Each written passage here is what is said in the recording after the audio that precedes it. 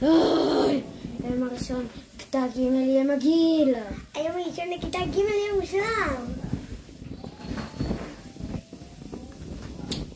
טוב, רק חסר לך שאת מציקה לי ולחברות שלי בהפסקות או בשיעורים, ואת לא יושבת לידי, ובשום פנים ואופן את לא מציקה את זה שאני אחותך. סורי, אבל אני יושבת כאן. טוב, אני הולכת לבד ברגל. את באה איתי או שאת צריכה את אמא שתלווה אותך? בסדר, אני באה.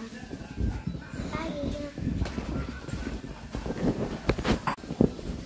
אוי, חסר לך שאת יושבת לידי. זוזי! זוזי! זוזי! די, אני יושבת פה. אוקיי, אני אעבור מקום.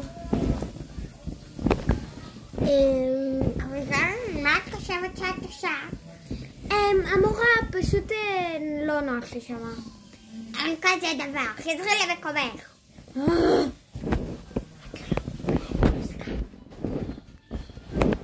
טוב חברים, אני רוצה להציג בפניכם את הילדה החדשה שלנו, אריה. שלום, אני אחות של אביגיל.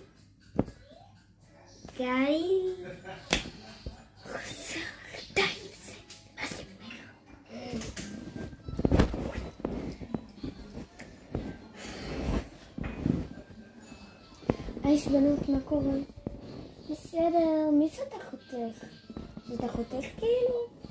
כן, היא עברה בית ספר בגלל בעיות חברתיות.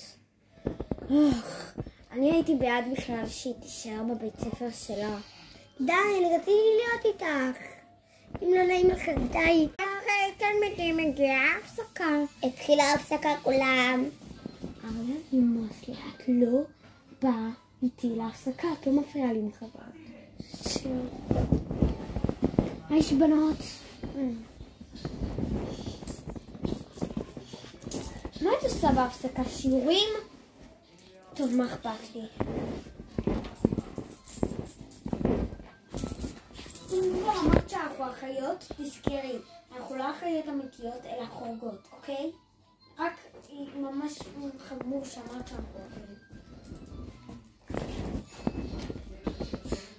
טוב, יש בנות לך. טוב.